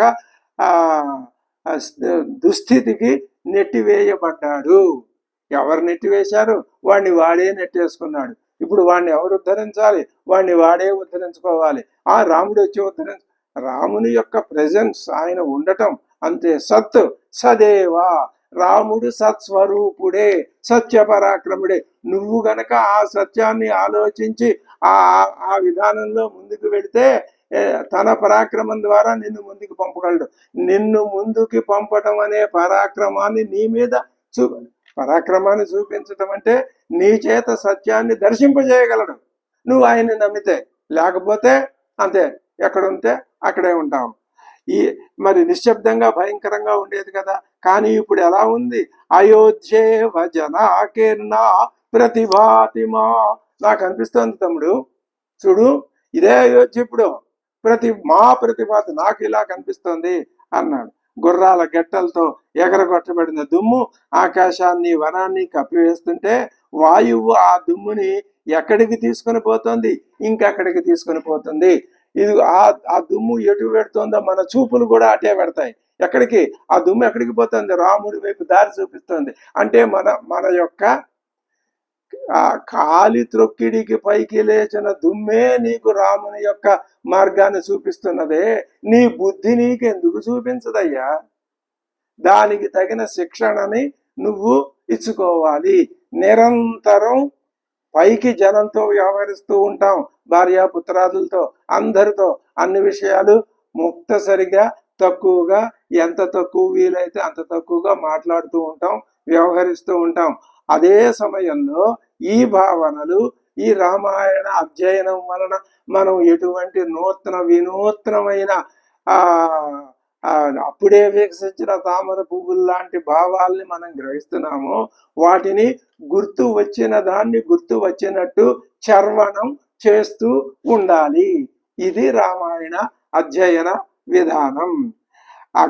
అది అటు వెళ్తుంది కదా దుమ్ము, మనకి శ్రీరాముడి దర్శనాన్ని కలిగించటానికే కదా సుమా శత్రుఘ్న. ఈ ప్రదేశం అతిమాత్రం అత్యంతం మనోహరం. అతిమాత్రం అయం దేశో మనోజ్ఞ ప్రతిభాతిమ. ఎంత సౌందర్యం ఈ ప్రదేశంలో నాకు కనిపిస్తుంది చూసావా. ఎప్పుడు వచ్చింది ఇక్కడ ఇది? తాపసానాం నివాసోయం వ్యక్తం స్వర్గపదో యదా.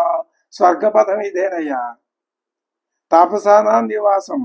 తపస్సులు ఇక్కడ ఉంటారు, తపస్సులు అదే. అందుకనే రామాయణ భారత భాగవతాల్లో తాపశాస్త్రమాల్ని వర్ణించటం యొక్క ముఖ్య ప్రయోజనం ఇదే. దానివల్ల వైరాగ్య స్ఫూర్తి, వైరాగ్యం వలన శ్రవణ మరణాదులు, రామ యాదాత్మ్యం, రామ తాదాత్మ్యం. అత్యధిక సమయం అసలు ముందు ఒక విత్తనం అంటూ వేసుకుంటే మనసులో అది దానికి తగినటువంటి ఆ నీళ్లు పోసి ఆ కాస్త నేల చూపించాలి. ఏదీ లేకుండా విత్తనాన్ని ఆ మూల ఓ పొట్లం కట్టి పడేస్తే అది పెరగదు, అది మొలవదు. మనలో రామభక్తి అనే బీజాన్ని వేసుకుని దానికి కావలసిన పరిస్థితి రోజు నీళ్లు పోస్తూ ఉండాలి. రోజు రామాయణం అధ్యయనం చేయాలంటే ఇదే అర్థం. ఇలా చేస్తూ ఉంటే రాముడు మన పట్ల సంప్రీతుడు కాక ఆయనక వేరే ఏమైనా పనుందా? ఏమీ పని లేదు. మనలాంటి వాళ్ళు ఆయన దృష్టి పదంలోకి వస్తే ముందు మనల్ని అనుగ్రహించడం తప్ప వేరే ఎవరిని అనుగ్రహిస్తాడు? వాడు రావణాసురుడు లాంటి వాళ్ళు మనలాంటి వాళ్ళే. వాళ్ళు కూడా మనలాగా ఈ అరుషడ్ వర్గాన్ని నిర్మూలించుకునే ప్రయత్నం చేసి ఉంటే మనకంటే ముందు రాముడికి వాళ్లే ప్రీతి పాత్రులు అయి ఉండేవాళ్ళు. వాడు జైలా రావణాసురుడు చెప్పిన. ఇప్పుడు మన కైకమ్మ యొక్క నిర్దోషిత్వం ఎంత చక్కగా, ఎంత సున్నితంగా, ఎంత తక్కువ సమయంలో, 1 నెల రోజులు టైం, అంతకంటే ఎక్కువ లేదు. ఆ నెలలో దౌష్ట్యం ఆవహించటం, ఆ దౌష్ట్యం తొలగిపోవటం. కానీ రావణాసురుడు లాంటి వాళ్ళకి జన్మల నుంచి పట్టుకుంది. ఆఖరి జన్మ ఇదే. రామ బాణం తగిలితేనే కానీ వాడికి ఆ విధమైనటువంటి మోక్షం సిద్ధించాల. వాడికి రామ బాణం, మనకి ఆ రామ బాణమే రామనామం. మనకి రామనామమే రామబాణం, వాడికి రామ బాణమే నిజమైన రామబాణం. అది అతిమాత్రమయం దేశో మనోజ్ఞ ప్రతిభాతిమా తపసానాం నివాసోయం వ్యక్తం స్వర్గపదోయదా. శ్రీరామ లక్ష్మణుల కోసం మన సైనికుల్ని ఈ వనం అంతా వెతకమని చెప్పు అన్నాడు. కథ జరగాలిగా, ముందుకి ఎంతసేపు వర్ణాలు పెట్టి కూర్చుంటే ఏం ప్రయోజనం? ఆ ప్రకారమే సైనికులు ఏం చేశారు? వెతికి ఒక చోట తే సమవలోక్య ధూమాగ్రం ఊచుర్ధ భరతమాగత. వెళ్ళి చూసి ఏమిటి? ధూమాగ్రం, పొగ కొసలుగా పైకి ఎడుతోంది. అది చూశారు. నా అమనుష్యే భవత్యగ్ని ఎత్ర ధూమస్తత్ర. తార్కికులు చెప్తుంటారే, నా అమనుష్యే భవత్యగ్ని. మనుష్యులు లేకపోతే అగ్ని ఉండదు. ఇక్కడ చక్కగా హోమాగ్ని పైకి వస్తున్నది కాబట్టి ఇక్కడ మనుష్యులు ఉండాలి. వ్యక్తం అత్రైవ రాఘవౌ. ఆ రాఘవులు ఇక్కడే ఉన్నారు అని మనకి స్పష్టంగా తెలుస్తోంది అని వాళ్ళు ఒక రిపోర్టు ఇచ్చారు. రామలక్ష్మణులు ఆ పగ వచ్చిన చోట ఉండి తీరాలి, లేదా అక్కడ ఉన్నవాళ్ళు తాపసులైనా అయి ఉండాలి అని భరతుడితో అన్నారు వాళ్ళు. సరే, అలా అయితే మీరంతా ఇక్కడే ఉండండి. అహమేవ గమిష్యామి సుమంత్రో గురురే వచ అని వాళ్ళతో ఆ మాట అన్నాడు.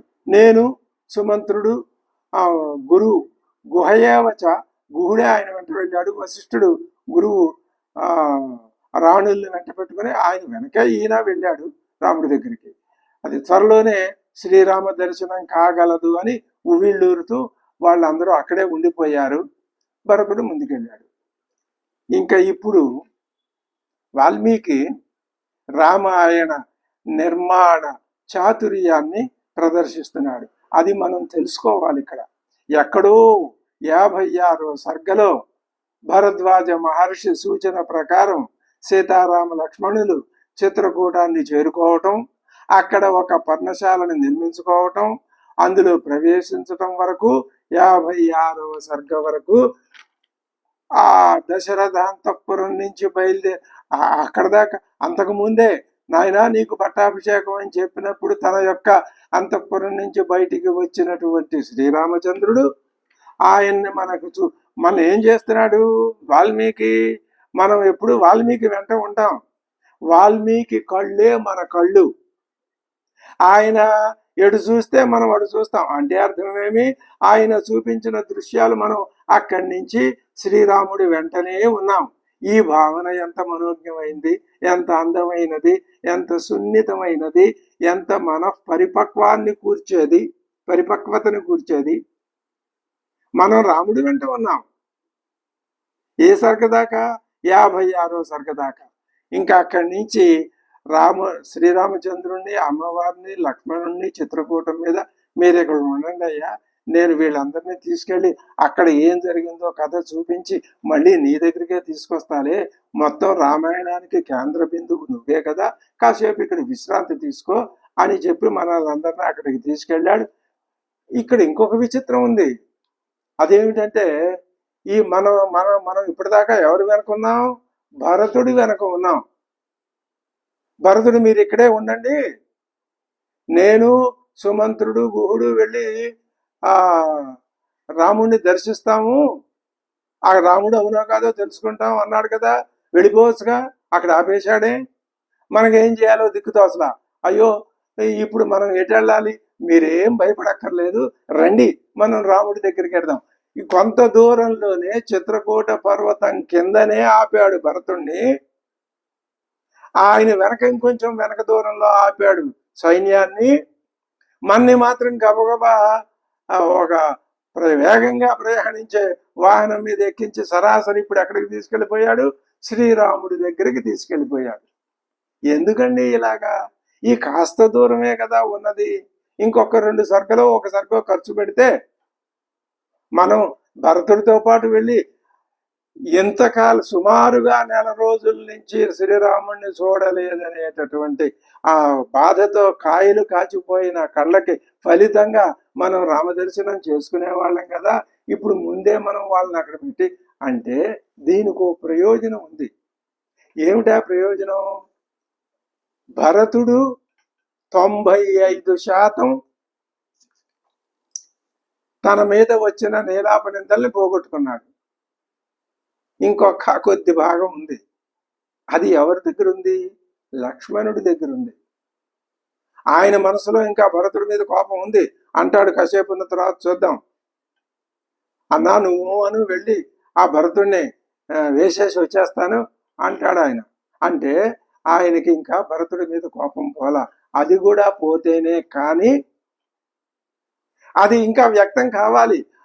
అక్కడ అయోధ్యలో ఉండగా ఆ శ్రీరామ లక్ష్మణ సంవాదంలో వ్యక్తమైంది.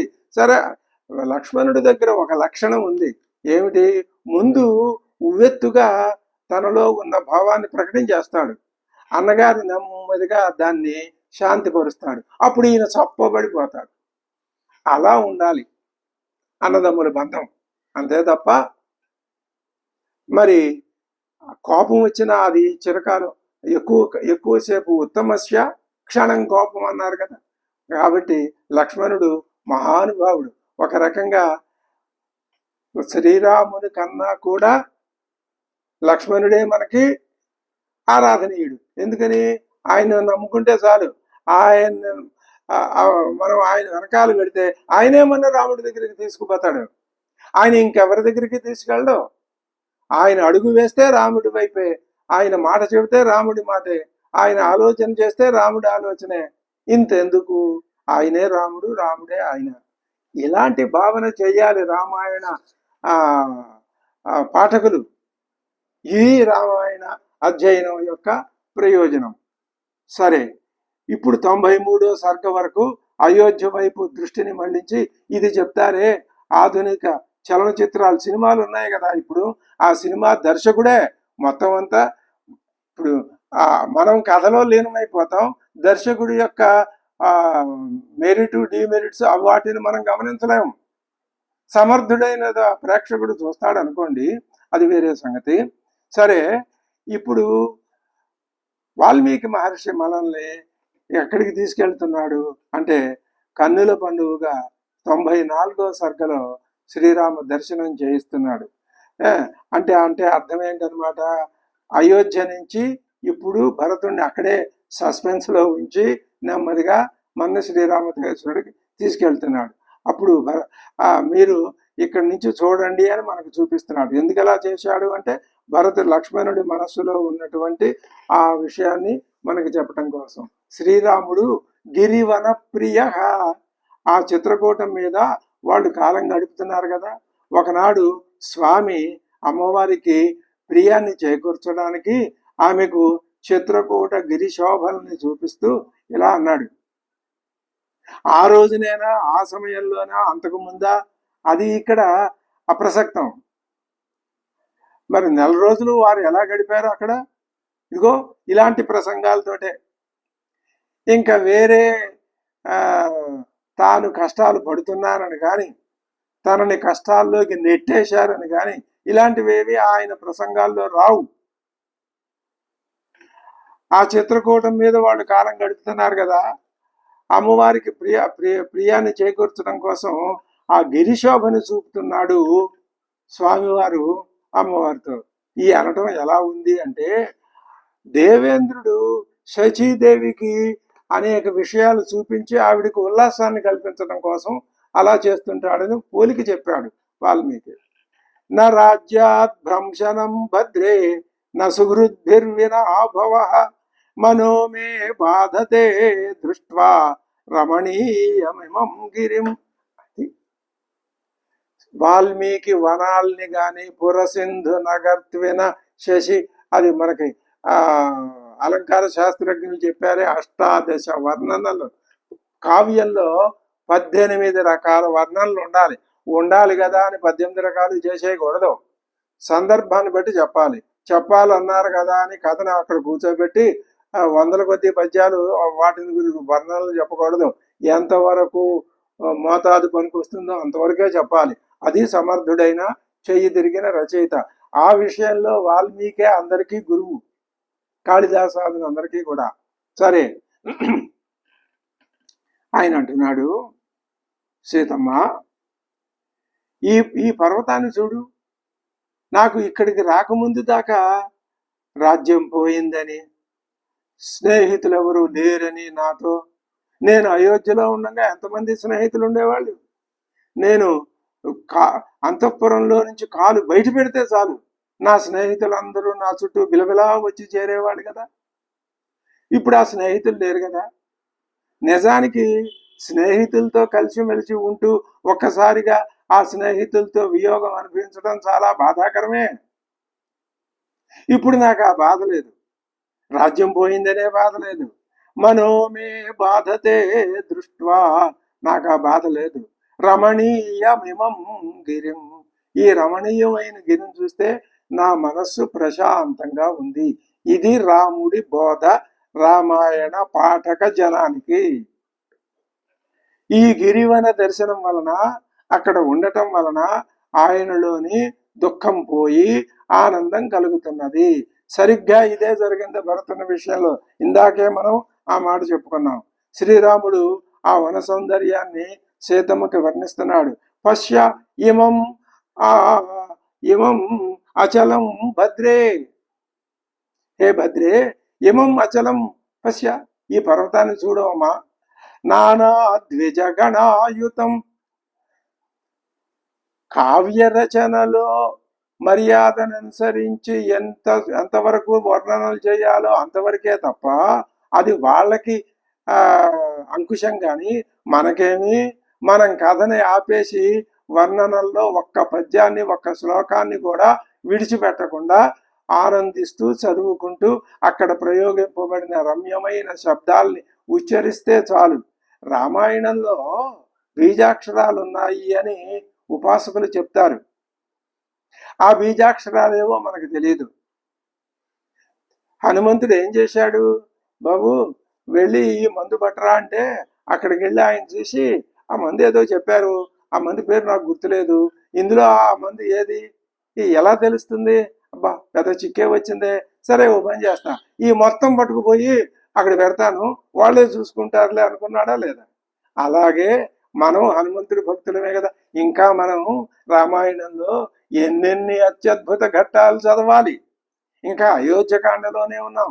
ఇప్పటికే బాగా శ్రీరామనవమి నాడు బెల్లము మిరియాలు ఎక్కువగా మోతాదుల్లో కలిపి పానకం ఇస్తే గ్లాసులో సగం తాగేసరికే ముఖం మత్తిపోయిన తీరులో ఉన్నామే.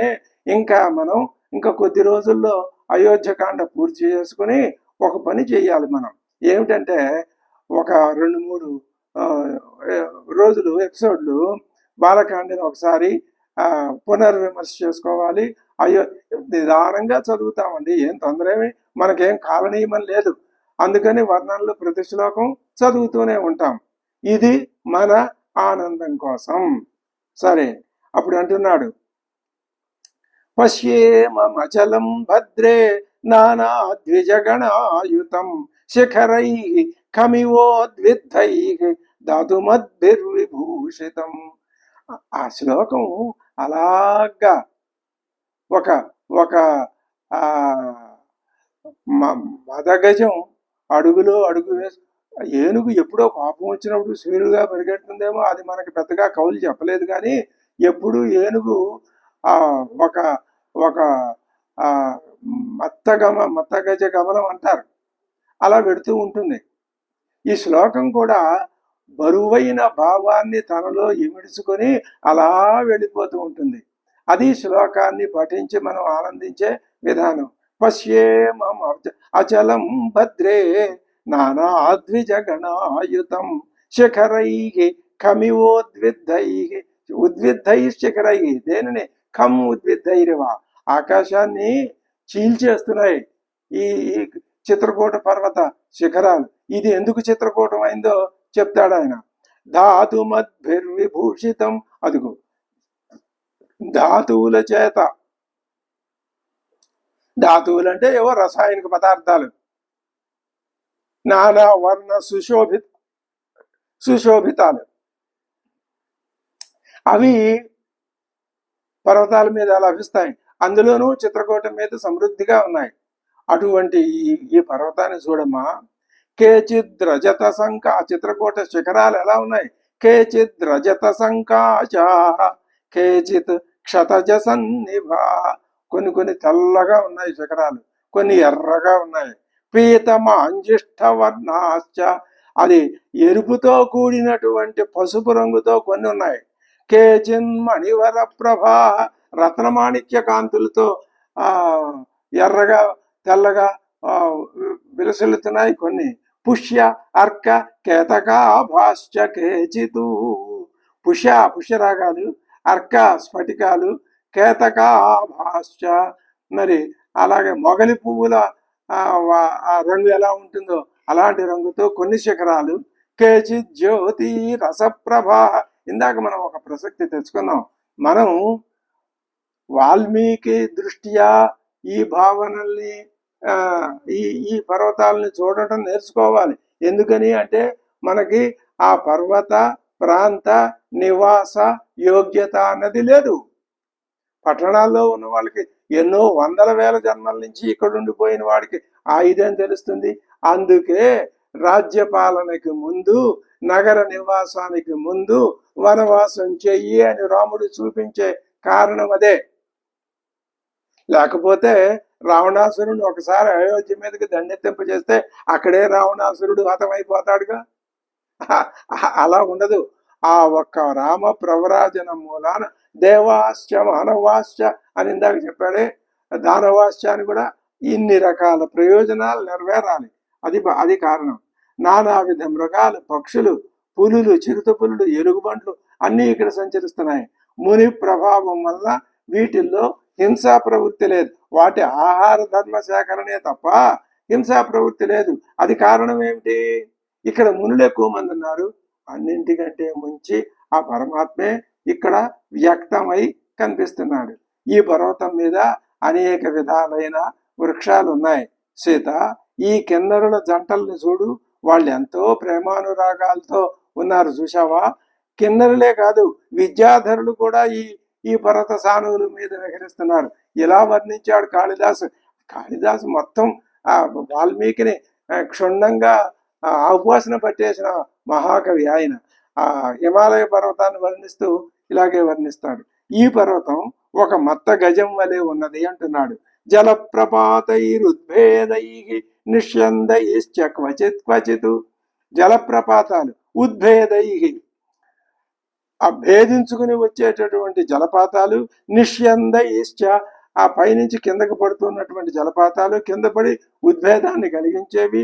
స్రవద్భిర్బాధ్యయం శైల శైల స్రవన్మద ఇవ ద్వీప. అయం శైల మదద్వీప ఇవ. ఒక ఏనుగు, మదించిన ఏనుగు యొక్క గండస్థలం మీద నుంచి ఏ విధంగా మదధారలు వస్తాయో అదే విధంగా ఈ శైలం పై నుంచి సెలయేళ్లు కిందకు వస్తున్నాయి. ఇది అద్భుతమైన పోలిక. ఈ సుగంధ భరిత వాయువుల్ని అనుభవించవచ్చు మనం. గుహా సమీరణో గంధాన్ నానా పుష్ప భవాన్. ఇక్కడ గంధం, ఇందాక జలం, ఇప్పుడు గంధం, ప్రకృతి. ఆ పంచభూతాల ధర్మాల్ని వర్ణిస్తున్నాడు. పైకి తెలియదు, మనం కొన్ని కొన్ని చోట్ల వెతికి పట్టుకోవచ్చు. గుహా సమీరణో, గుహలలో నుంచి దూరి గుహల్లోకి మళ్ళీ బయటికి వచ్చే సమీరణుడు వాయువు ఉన్నాడే. గంధాన్ నానా పుష్ప భవాన్ వహన్. అనేక పూలు, ఒక ఆ గంధం, సుగంధం ఒక రకమా? సుగంధంలో ఎన్ని రకాలు! ఆ అన్ని రకాల సుగంధాల్ని తనతో మోసుకొని, వహన్, మోసుకొని వస్తున్నది ఈ సమీరణం. గ్రాణ తర్పణమభ్యేతి మభ్యేతి కం నరం న ప్రహర్షయేత్. జ్ఞాన తర్పణం అభ్యేత్య. గ్రాణానికి, ముక్కులకి తర్పణం అంటే సంతృప్తిని కలుగజేస్తూ, కం నరం నప్రహర్షయేత్. ఈ వాయువు పీల్చి హర్షాన్ని పొందని మానవుడు ఎవడుంటాడమ్మా?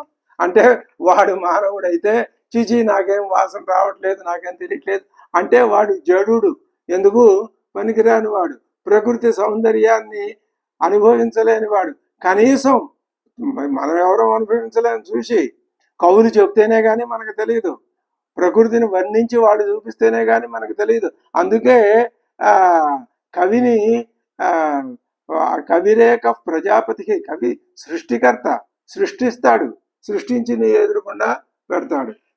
సీత, నాకు ఇక్కడే ఉండాలని ఉంది. యదీహ శరదోనేకా త్వయా సార్ధం అనిందితే లక్ష్మణేన చ వత్స్యామి నమాం శోక ప్రదక్షతి.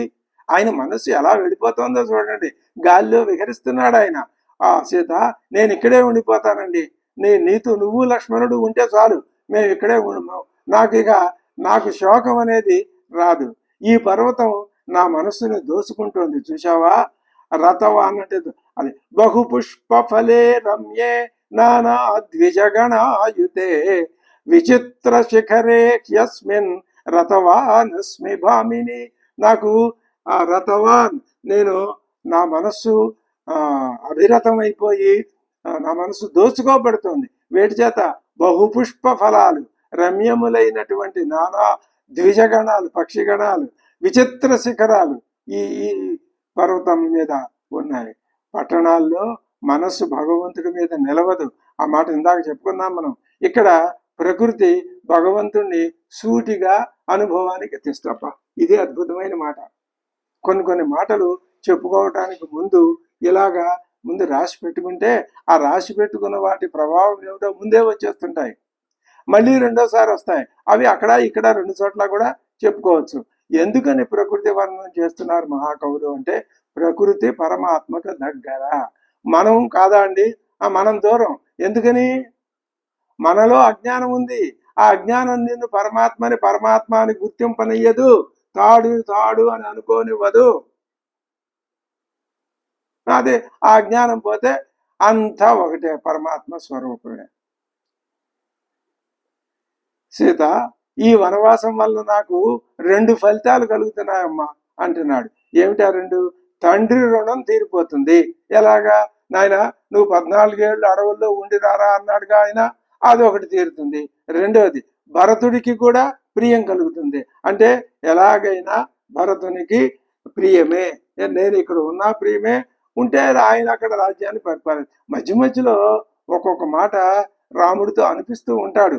అనిపించకపోతే బాగుంటుందేమో అనిపిస్తుంది మనకి, కానీ అలా కాదు. అక్కడ విషయం ఎందుకు అనిపిస్తున్నాడు? రాముడు తాను మానవుడుగా ఉండాలి, మానవుడిని అని అనుకోవాలి జనం. అందుకు ఈ వనవాసాన్ని నువ్వు కూడా ఆనందిస్తున్నావా సీత అంటున్నాడు. ఆనందిస్తున్నావు కదా. శ్రీరాముడు ఇక్కడ ఒక అద్భుతమైన వనవాస ఫలితాన్ని ప్రజలకు తెలియజేస్తున్నాడు ఈ శ్లోకంలో. ఏమిటది? ఇదమేవ అమృతం ప్రాగు రాజ్ఞి రాజర్షయ పరే వనవాసం భవార్థాయ ప్రేత్యమే ప్రపితామహ.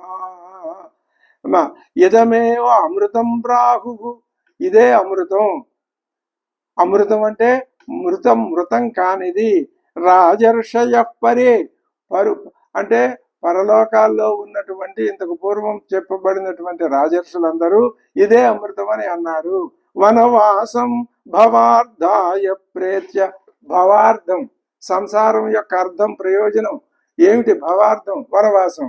వనవాసంలో ఉంటూనే, వనంలో ఉంటూనే ప్రేత్య అంటే ఈ శరీరంలో నుంచి బయటకు వెళ్ళిపోయి. ఎవరు పెడతారు శరీరంలో నుంచి బయటికి? జీవుడు. నువ్వు జీవుడిని, నేను జీవుడిని అనుకుంటే జీవుడే పెడతాడు. మళ్ళీ ఈ పుట్టేవాడు పుడుతూ ఉంటాడు, పోయేవాడు పోతుంటాడు. పునర్జన్మ అనే ఆ మాట ఉపయోగించడం లేదు. వెళ్ళేవాడు జీవుడు కాదు, నేను పరమాత్మనే అనుకుని బయటికి వెళ్ళు, ఇంకా మళ్ళీ జీవభావం నీకు రాదు.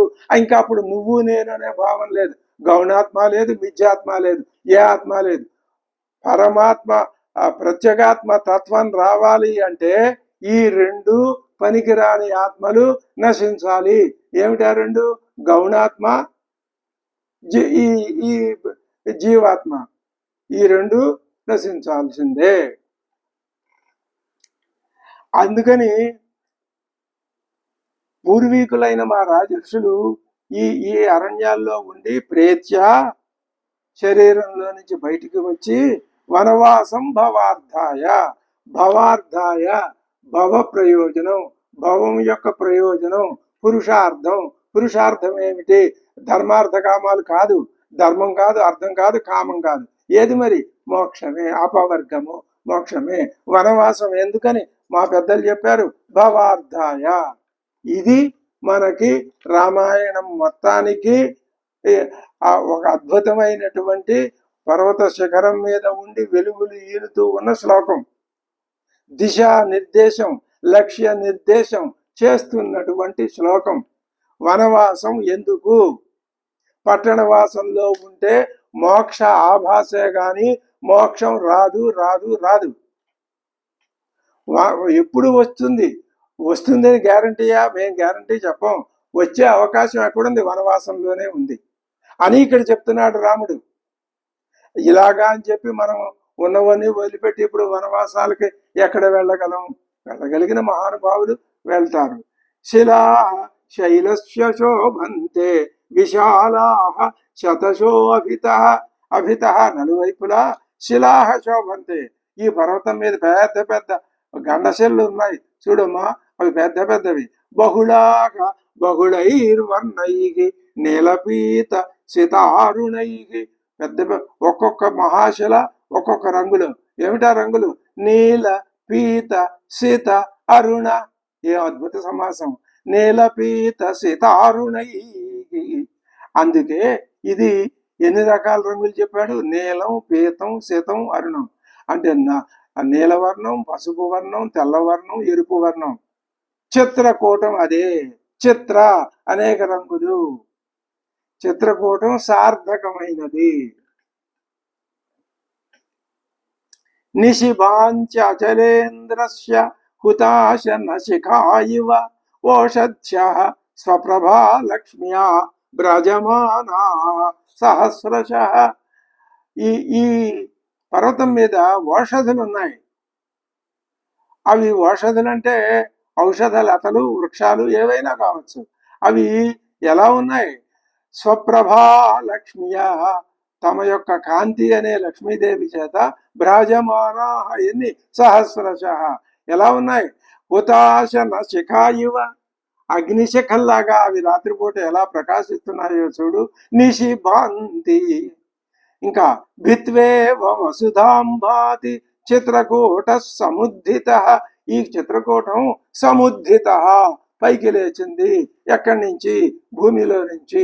ఎలాగా? భిత్వా, భూమిని చీల్చుకుని పైకి వచ్చిందా? ఇవ, వలే, నిజంగా కాదు. చిత్రకూటస్య కూటోసౌ దృశ్యతే సర్వత శుభ. మనం పర్వతాల మీదకి వెళ్ళినా ఈ దృష్టితో మనం చూడలేము. అమ్మో కాళ్ళు దాక్కొస్తున్నాయి, దాహం వేస్తుంది, ఇలాంటి జీవబాధలే తప్ప వీటన్నింటినీ అధిగమించే సౌందర్య దృష్టి రాదు. సౌందర్యమే రసదృష్టి, రసదృష్టే సౌందర్య దృష్టి. అదే సుందరకాండ. ఈ అక్కడ వర్ణన, అసలు సుందరకాండ అంతా వర్ణనే. చూద్దాం, ఎప్పుడెప్పుడు మనం సుందరకాండలోకి వెళ్ళి ఆ అందాల్ని తనివితీరా ఆస్వాదించాలా అని మనం ఉర్రుట్లూగుతున్నాం. కానీ సుందరకాండలోకి వెళ్ళబోయే ముందు నిజంగా అద్భుతమైనటువంటి 2 కాండలు మధ్యలో ఉన్నాయి. అయోధ్యాకాండకి దగ్గరికి చివరి ముగింపుకు వస్తున్నాం. ఇంకా అద్భుతమైన అరణ్యకాండ. చాలా మరి ఒక మహానుభావుణ్ణి తీసుకొచ్చి మనతో కలిపి కూర్చోబెట్టి ఆయన ప్రక్కన మనల్ని కూర్చోబెట్టి కిష్కింధాకాండ, ఇవి 2 ఉన్నాయి.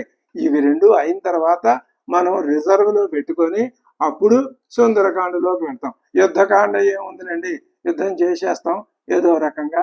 అయితే దానికి ఉండే ప్రయోజనాలు దానికి ఉన్నాయి. సరే, సీత వనవాస నియమాలని పాటిస్తూ ఈ 14 సంవత్సరాలు నేను ఇక్కడే గడిపేస్తాను. ఇంకెందుకు? ఎవరిని హింసించాలని, ఎవరిని సంహరించాలని స్వామికి ఉండదు. ఎందుకు ఉంటుంది? ఆయన సమస్త సృష్టి స్వరూపుడు ఆయనే కదా. జగమంతా రామమయమన్నప్పుడు రావణాసురుడు రాముడు కాదా? ఈ అద్వైత దృష్టితో చూడక్కర్లేదా? మనం చూసి తీరాలి. చూసినందువల్ల ఏమిటి ప్రయోజనం? మన మనస్సుకి బలం పెరుగుతుంది. ఈ సర్గంతా శ్రీరాముని యొక్క మనోగతమే. ఈ విధంగా ఈ సర్గలో ఆ చిత్రకూట పర్వతాన్ని వర్ణించాడు. తరువాత సర్గలో మందాకిని నదిని వర్ణిస్తాడు. అది ఇంకా అద్భుతంగా ఉంటుంది. ఆ ఆనందాన్ని, ఆ స్వారస్యాన్ని, ఆ సౌందర్యాన్ని మనం తర్వాత ఎపిసోడ్లో ఆనందిద్దాం, అనుభవిద్దాం.